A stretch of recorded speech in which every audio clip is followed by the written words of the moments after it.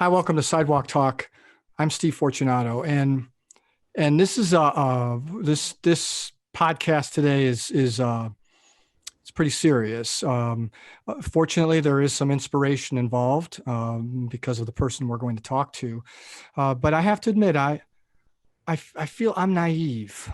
I feel stupid. Like I discovered something. I would say it was a couple of months ago. I heard it was actually through Tim Tebow, former NFL player. Um, he won a Heisman Trophy in college. Now he's a professional baseball player. He said his father had been preaching in I don't know where, in another country, and there were these girls that were for sale as he was preaching, and his dad's like, what? So he bought them. He literally bought them so that they wouldn't go into human trafficking. And then they started a rescue mission out in that place. And I'm like, what are you talking? So I had to do more research. I'm like, that doesn't make sense to me. It doesn't make sense. And I want to ask you, for those listening or watching, how many people do you think in this world are currently slaves?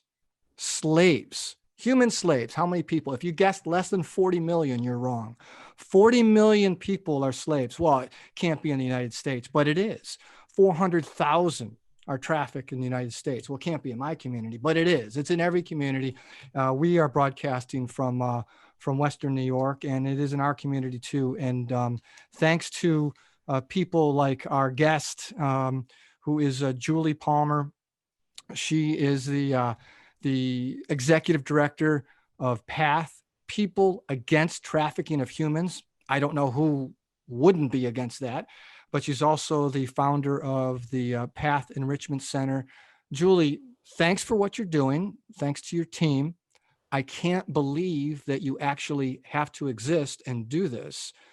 Is it, am I naive? Am I typical of, I mean, we are worried about all these other things going on in the world, and we have people that are being trafficked. It blows me away that I don't know, that out of sight, out of mind. Did I not notice it? I mean, how normal is this? Is my read? Do most people, are they? I just can't believe it's happening. I guess that's what I'm trying to say. I just can't believe we're in 2021 and people are being trafficked. 40 million people in the world. So that's my question. Am I normal? Are most people unaware of it like I am? I was. Well, first off, thanks for having me on the show. It's really a privilege to be here with you, and also thank you for your support. You guys have supported us in multiple ways, financially and others, and we just appreciate that. I know it's a real investment in the work we do. As far as you being normal, I mean, I can't speak to that. I don't know you that well, but what I will say is it is typical that the community by and large does not understand how human trafficking is affecting it.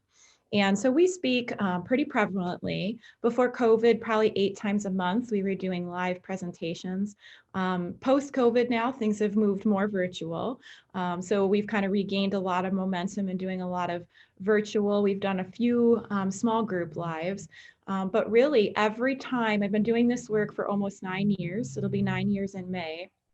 Every time I've spoken to a group, at least 75% of the room has not really understood human trafficking or realized it existed in the community of Western New York. So it is very typical for people to have that sense. And to be really honest, before I started doing the work, I didn't know either. My master's is in mental health counseling. It's a lot of work with mental health. And I also have music therapy background. And when I got educated, even got my degree in 2001, we did not talk about human trafficking in our education. It wasn't part of trauma. It wasn't part of mental health. So just even in the past 20 years, just to see how it's acknowledged, legislation that's been put in place, more work that's been done, it makes a lot of sense that the community by and large still doesn't really understand its impact. Okay, so then how and how how did you get into it? How did you, I mean, you've been doing this now for 9 years, so you were unaware, just like I was unaware.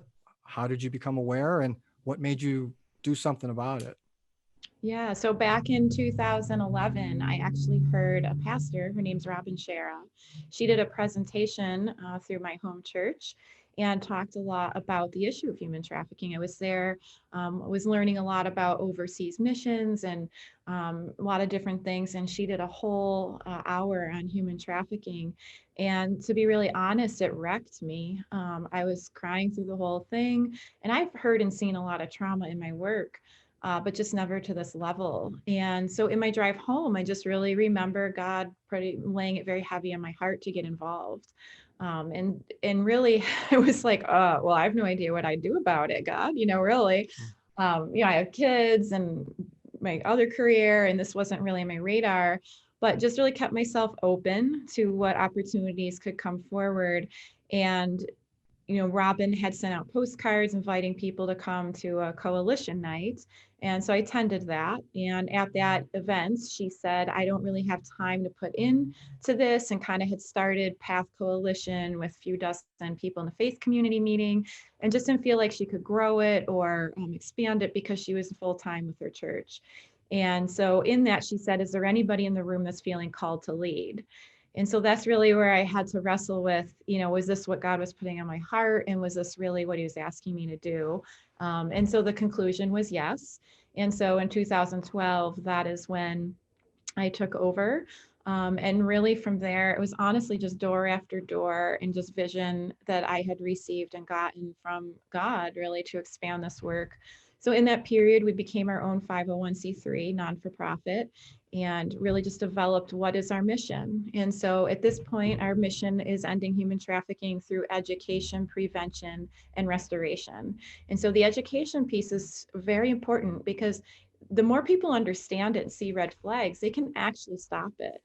We've had tips in the community after we speak of people calling and identifying. We've had a few emails in the past few weeks of people, getting identifying situations, and so that's important for the community to be aware, especially with our youth and largely now remote or virtual in their learning and the access to the internet. So it's just a really key way of stopping it. We also engage prevention where we work with at-risk population groups, and we do a lot of intervention with individuals who have had some type of assault, who have had some type of trauma or makes them vulnerable or high risk for trafficking, and we'll do a lot of work with them. We have a youth program that does child exploitation prevention, providing support services, making sure people have resources. And then we also do the restoration piece. And so our Path Enrichment Center, which is in downtown Buffalo, we work with women, men, and youth who are victims of human trafficking, which would incorporate sex or labor trafficking. Our youth program is ages 13 to 18, and then we have an adult program. And so really just providing a myriad of services. Our mission here is addressing people physically, emotionally, and spiritually. We just found, and just from my own background in mental health and just working with trauma, that it really affects all aspects of the person. So it's beyond talk therapy, but it's really also the physical being. So we do fitness classes. We'll have meals for every client that shows. We have clothing. We talk about nutrition and health. We also have art enrichment programs where they do art classes, art therapy. We have music therapy that comes in and does that piece. And then we have master level staff, social workers who do the one-on-one support, counsel, triage, case management, linking, referring. And then we have several support groups where we really look at, how do they better identify healthy relationships? How do they better see value in who they are? How do they navigate and cope better and make better choices? How do they see if they're vulnerable at risk? And so we do a lot of work in that. And then we offer the spiritual care component because that's also a lot of people's healing, and offer that support for people. So really trying to be a presence in all aspects of a person, and where they're at. And some just the ability to sit down and have choice making over an art project or expressing themselves or finding ways to use those tools, coping, relaxing through music. All those different components are a key part of that healing process that needs to begin. We have a tutoring program with the virtual learning. So many kids are slipping through the cracks or struggling to keep up. So we have 2 retired teachers that actually donate their time, which is amazing. We've also started a work readiness program this past few months where we're just helping women get linked with jobs, job skills, applications, just looking at what opportunities are available if they need to get linked with classes or schooling. So really just trying to take all the steps to help people in their recovery process. You mentioned children. Another statistic that is it's difficult to think about because you have kids, I have kids, but 25% of trafficking involves children. Uh, is that true? Is that what you're finding? I don't know if I've actually read percentages, but I know that the last figures I read were 300,000 children in the United States. National Missing Exploited Children puts out a lot of statistics, and some recently are 1 in 7 children ages 10 to 17 are sexually solicited online. The online presence has really just been a grooming ground for perpetrators to engage. And it already was pretty significant. And, I remember sitting with the team in August saying, this fall, with the virtual learning, the remote, the hybrid, and the caseload has more than doubled. It has. Oh, it So, has. And so it's hard to know. Is it right, COVID, the remote? I mean, I'm sure it's all tying in. Is it that we're growing in our partnerships? Sure. It's all those things combined. But just, I would say almost every youth, it's through online, social media, that sort of resource is just so pervasive. The ways of communicating are very difficult to follow. It's very easy for kids to circumvent parental controls on devices. Even the schools, I mean, just watching my kids, right. they're not well filtered.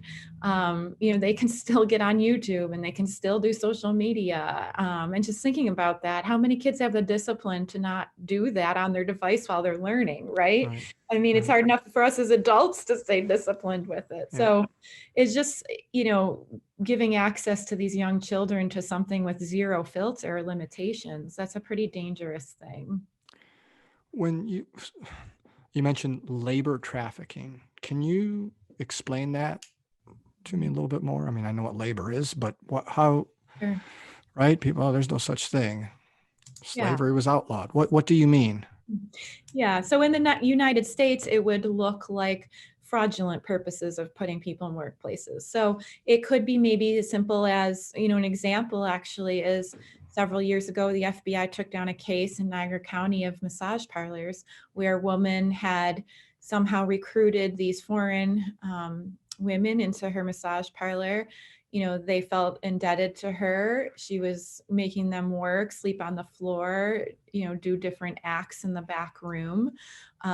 We also have had situations where, we have a very large refugee population in the Buffalo community. And so looking at individuals that come here, they don't know the language, they don't know our labor laws.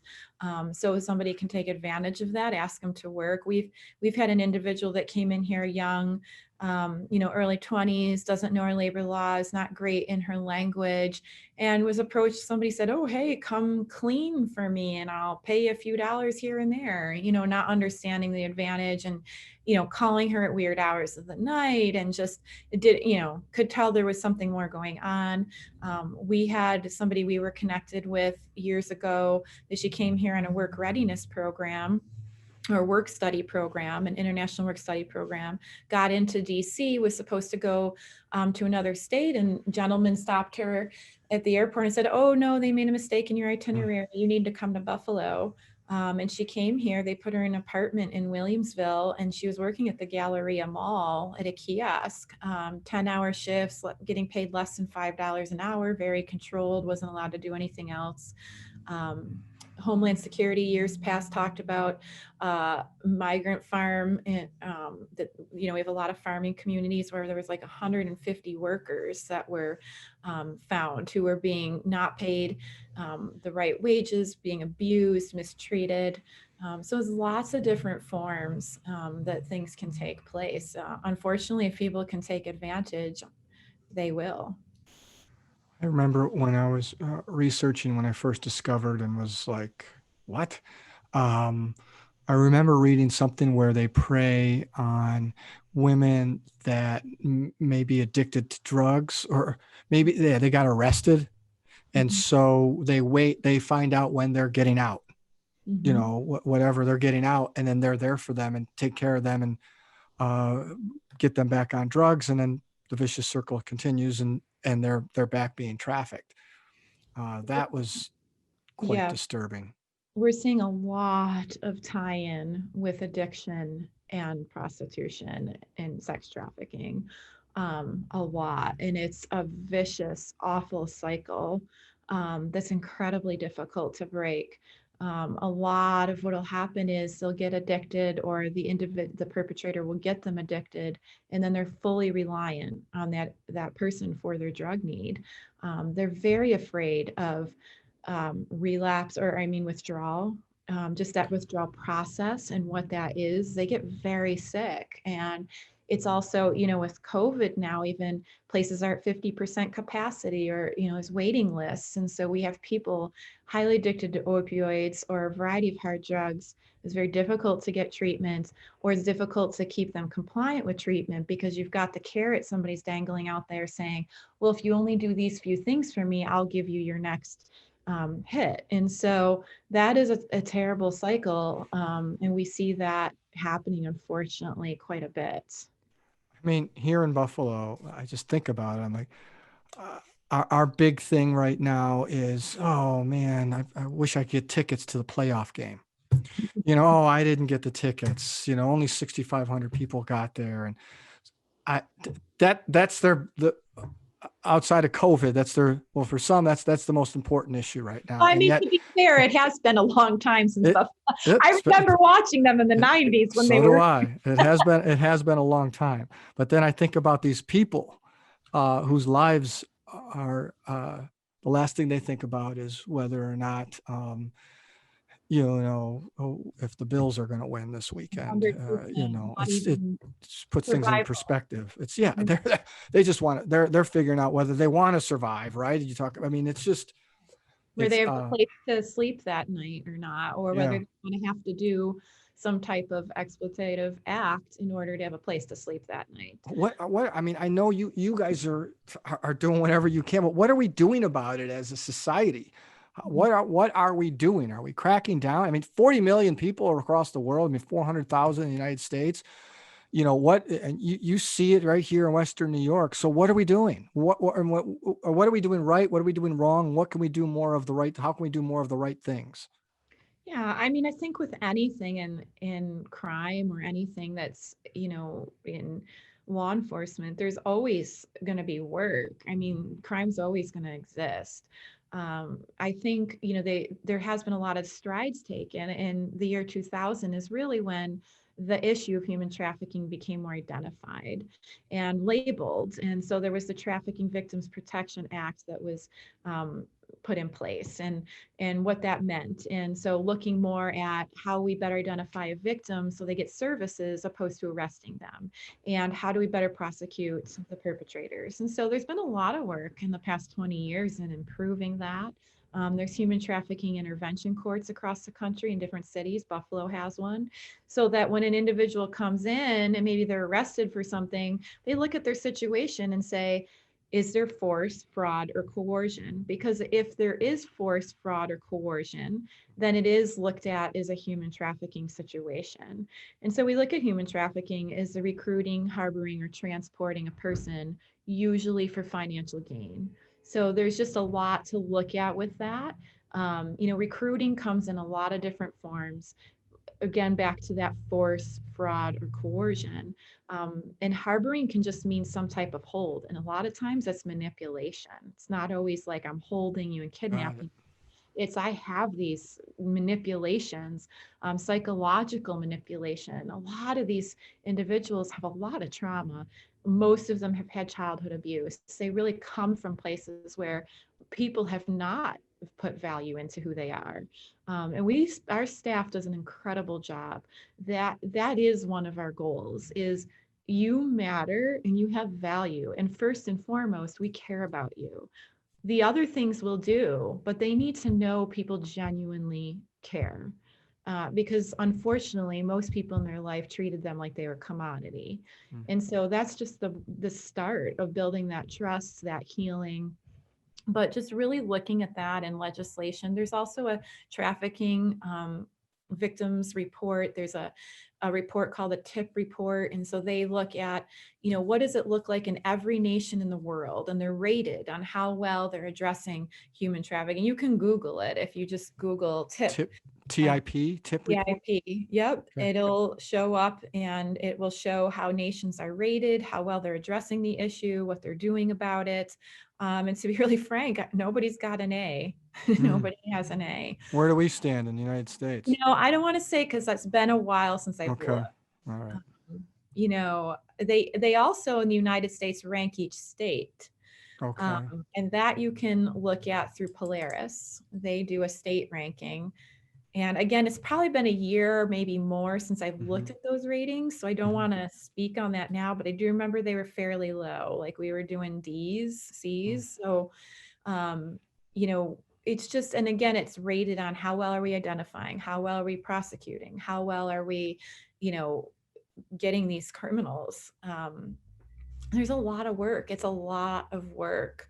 And these are hard cases that take a lot of intensive engagement from the staff. It's not just, people want to know how many people are you serving? How many people? Well, we have a, 125 plus caseload, and it's a staff of 8. Oh, Think about that. These aren't just like, once a month check-ins. right. The people we serve are able to come here every day we're open.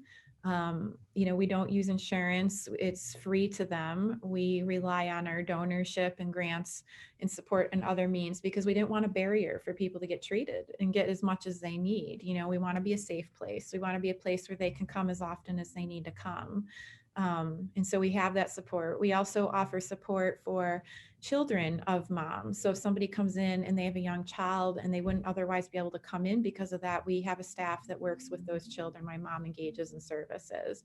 We also offer transportation services because again, we're trying to eliminate the barriers that existed to keep people from treatment. So we kind of look at that and we look at, what different ways we can help. And so we do have transportation service as well. We had a donor donate a van several years ago, which was amazing. In our building, even that we're in now, our enrichment center was 5 years old this past September of 2020. So we're entering our 6th year. And this past year, a donor actually purchased our building for us. And so we have full use of this building with rent free, which is amazing. We were renting space before, we were outgrowing it. So now we have a 2-story, 6,000 square foot building. And it's perfect for what we need to do, especially with the COVID times and people's concerns about distancing and health needs. We have a lot of space for that. So it's just been amazing, in spite of all that went on in 2020 for society by and large. And in spite of, we did see it decline our clients, relapse and addictions, mental health. At the same time, our agency's been able to really grow and expand and offer more service and support and just be more of a presence and gain more partnerships. So we've seen some good come out of it as well. What can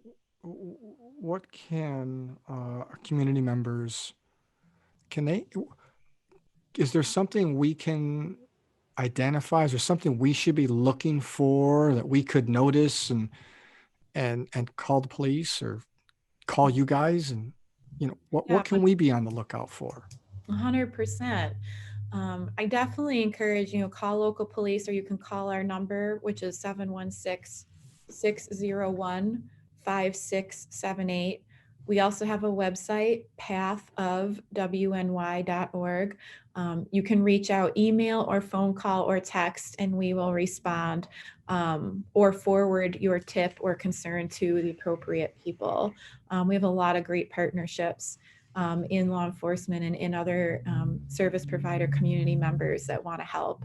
But I would say just look out for things such as, individual is being controlled. They're not able to speak for themselves. They start having to ask permission to go do things. They're checking in with somebody all the time.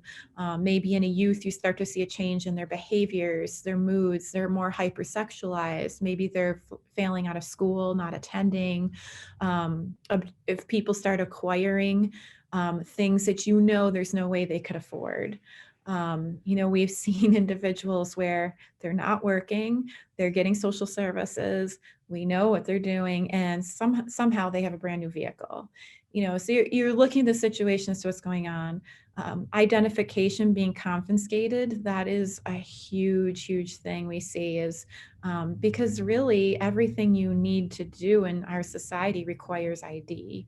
So if someone doesn't have ID, they're reliant on a person. So they've taken it from them, you mean? Yep. They've They'll taken take their ID and they're their ID. Yep. literally own them now. Essentially. Also phones, if somebody's purchasing an individual phone, what better way to track and keep track of everything they're doing than to have them on a phone? Somebody that you feel like is couch surfing a lot, or just a very, changing their demeanors and behaviors, maybe abuse signs, not kind of suddenly change their lifestyle, engaging in unhealthy habits, or you start to see an addiction, you see a need to answer to someone, living at the place of employment. Most jobs don't require that.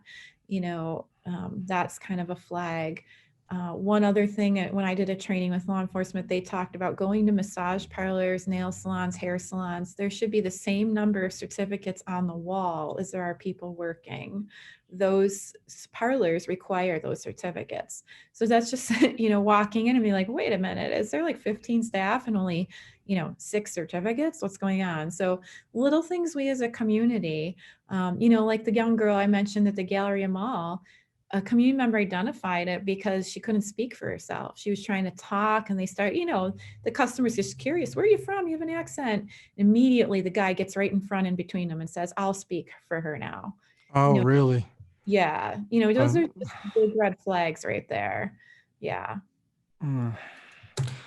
Oh man, that's rough. Okay, so how do people, I'm sure the other way they can support you, obviously people could donate to the cause, donate money. Can they donate time? Are there things that people can do? What kinds of things can people donate their time for? Yeah, so to the front of financial support, actually right now, this is January is Human Trafficking Awareness. It's National Slavery and Human Trafficking Prevention Month. And the 11th was Human Trafficking Awareness Day. So the month of January, one of the initiatives we started was sponsoring a survivor.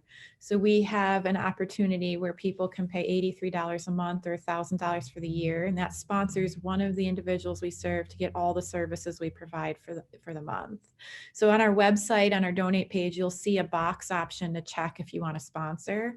That's just one way you can make a big difference. What it costs to fill your gas for the month or whatever, you can, even if you drink coffee every day, it really makes a huge difference to provide that type of support to ensure their programs. And then volunteerism, we have 35 active volunteers.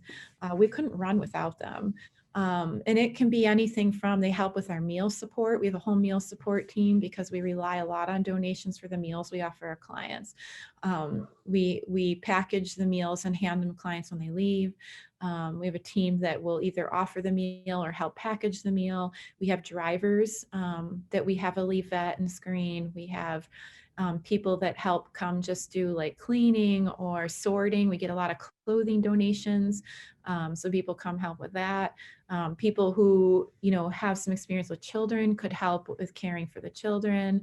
And also using people's skill sets. If people come in, like retired teachers met with us and said, hey, we just retired, we're teachers, can we tutor? I mean, things like that are fantastic. We have a fitness instructor that volunteers. We have an ESL instructor that volunteers.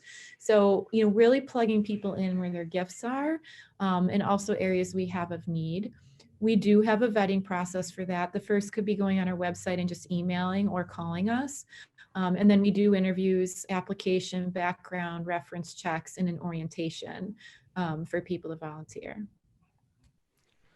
Spreading the word is also another way. Yeah, I Like, was going to say, what about, yeah. yeah. Yeah, so there will be, we're updating our website. Hopefully it'll be done in soon, but we're, during, whether we do a virtual or live, we want to start getting back into awareness events, doing events where people can get engaged as a community and really start more community engagement outreach. So we're looking at trying to potentially do that February 1st, but we'll certainly be doing more throughout the year. So that people can do outreach, invite friends, invite their community, invite us to speak. I mean, if somebody's Right. listening and they're a part of a church or a business or a school or an organization or a college or work with youth or children, work in some type of industry, invite us to come speak, and we'll do virtual, we'll come in live, whatever is comfortable. But we find that very important.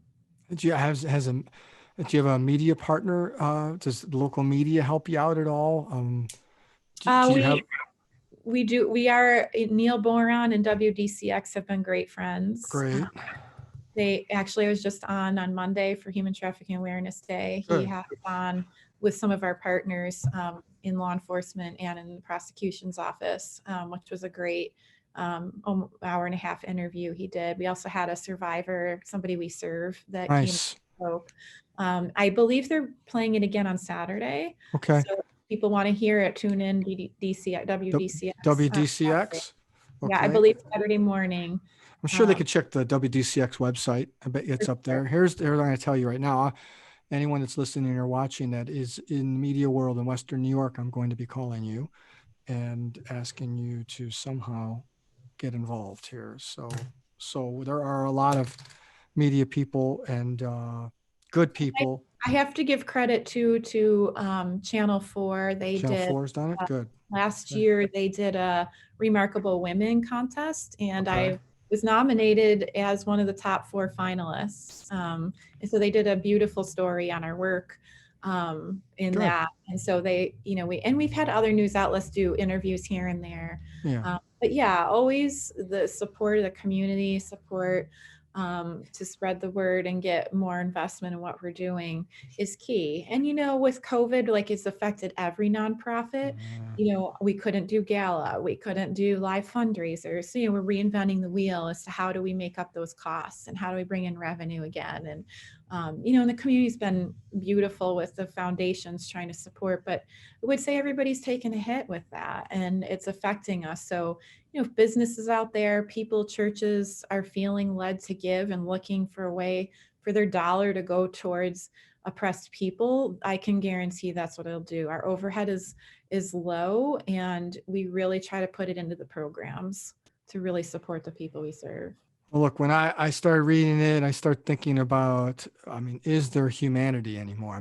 Where is the humanity when I realized that this was happening? But you and your team, your volunteers as well, that gives me hope. There is humanity in this world, and I, for one, want to thank you and I appreciate what you guys are doing and trying to do.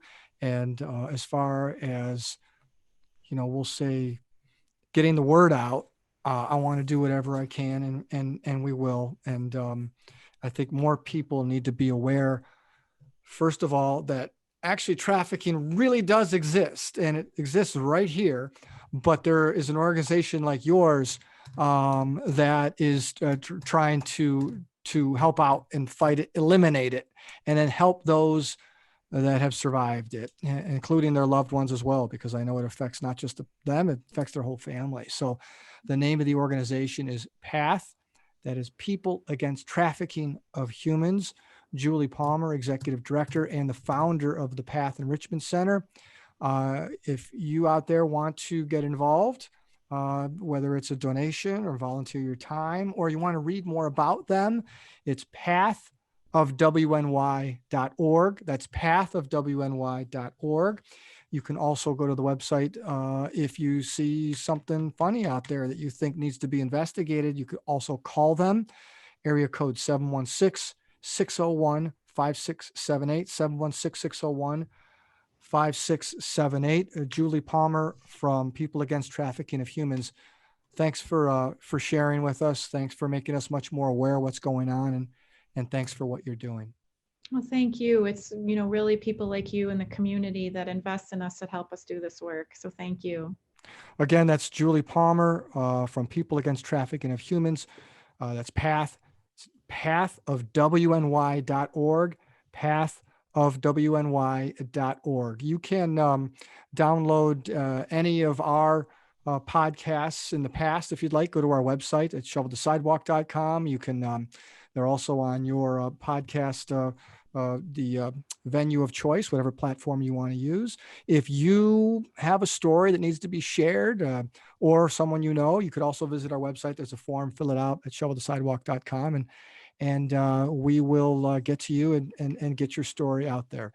So thanks again to Julie. Thank you again out there for listening, for watching, and this time for participating. Again, it's pathofwny.org. I'm Steve Fortunato, and this has been Sidewalk Talk.